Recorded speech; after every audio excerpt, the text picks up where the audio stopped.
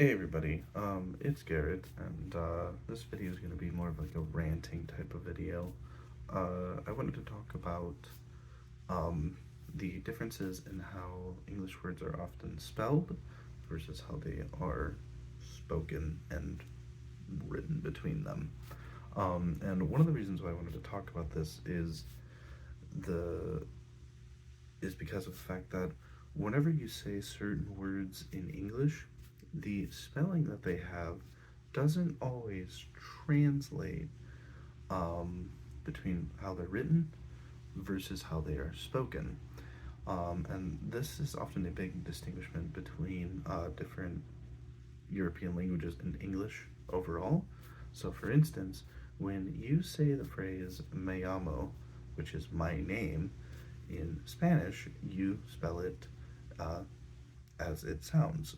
If you know the way that the letters sound in the alphabet for Spanish, it's me, so M-E, and then llamo, so L-L. Double L's always make a y sound, so uh, llamo, L-L-A-M-O. So me llamo Garrett, my name is Garrett. That is how these things sort of come together. And no, I'm not reading anything from my computer. It's just the screen on my computer's on. But yeah. So when you say that phrase in Spanish, it comes across pretty much how it is spelled. In other words, how it's spelled when it's written is how it sounds when it is said. But for English, you get my name is. My. Technically, you would want to use an MI there, but obviously Y is functioning as a vowel in this case. So you get my name is MY, and then name. That's where things get a little bit tricky uh, because there's a silent E on the end of NAM. Name.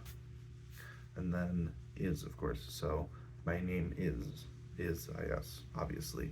So what you get is something that sounds different from the way it is spelled.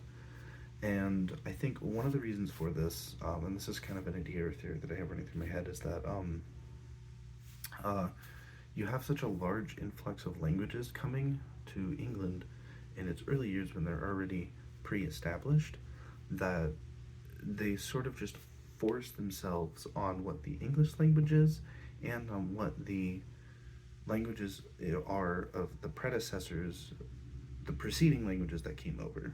So, in other words, for instance, you have the Roman Republic bringing Latin over to England. You have the Gauls coming over to England. And then, of course, in 1066, you have the Norman Conquest, which basically brings a lot of French influence over to England. And then you also run into the fact that you have a lot of German tribes bringing influence over. I think this was especially most prevalent during the Viking invasion. North and West Germanic in particular start coming over to England.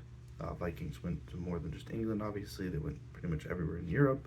But the idea stands that you have a lot of these languages coming in with their already pre-established language at specific points in time. And because of that, you reach a point where English just takes everything in at once.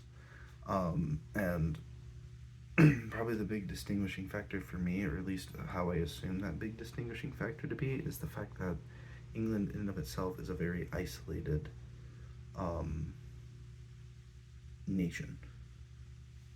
There's an entire British Isle, there's an entire line of water in the ocean separating it from the continental European mainland. And because of that, when things come over and then stick and stay, they tend to just develop into their own thing. And so you end up getting this situation where the languages of France, or early France, and the early German tribes and Latin are coming over and they're invading England, and then a lot of people are staying and settling into England.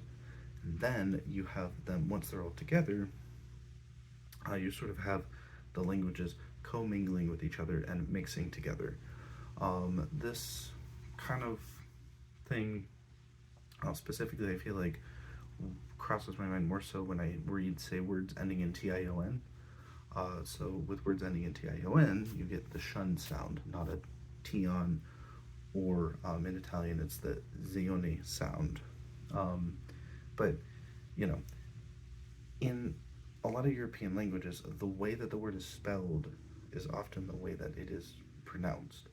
But in English, you don't get that with a lot of words, which it would stand to reason that probably the reason for that in general is because the language is taking spellings of these different languages, mixing them with pronunciations from English in the way that Englishmen and English people would pronounce them, and then those two things are coming together.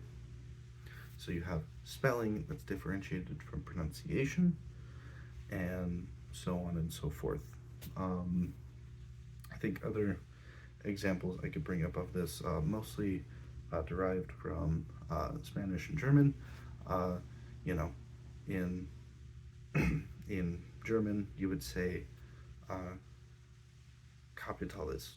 So Kapitalist.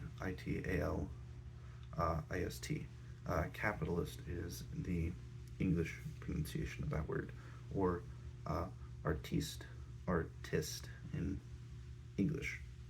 Artiste is spelled with that E sound in the I in German.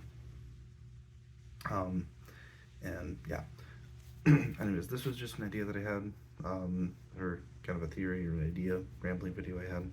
So, hope there's something here. If there wasn't, my bad. But otherwise, have yourselves a nice day. See you.